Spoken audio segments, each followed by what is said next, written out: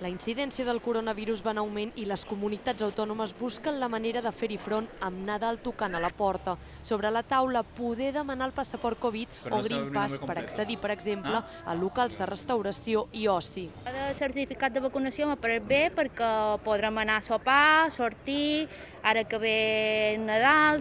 Prefiero salir a quedarme en casa. Y estoy vacunada, así que... Fins a 7 comunitats autònomes, entre elles Aragó, Canàries i Catalunya, estudien com implementar aquest passaport Covid. Ara mateix a les nostres illes només es demana per accedir a les discoteques, una mesura avalada pel Tribunal Superior de Justícia de Balears i que estarà vigent fins dia 3 de desembre. Al sector de la restauració, un dels que es podria veure afectat, hi ha divisió d'opinions. Por supuesto que lo peor que nos puede pasar son las restricciones de aforo o las restricciones de no uso de interior. Ante esa situación, preferimos el carnet COVID. No podem demanar aquesta informació per protecció de dades i no podem discriminar els nostres clients per accedir al nostre local per aquest motiu.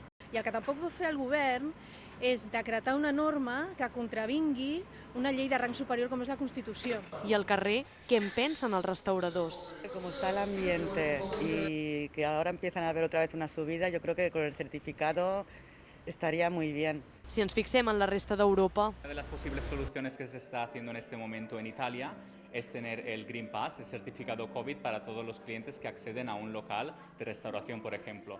Àustria demana passaport Covid per accedir a tots els llocs públics i a partir de dilluns, a més, confinament general de la població i vacunació obligatòria. Són imatges de les manifestacions viscudes als Països Baixos arran de les últimes mesures contra el coronavirus.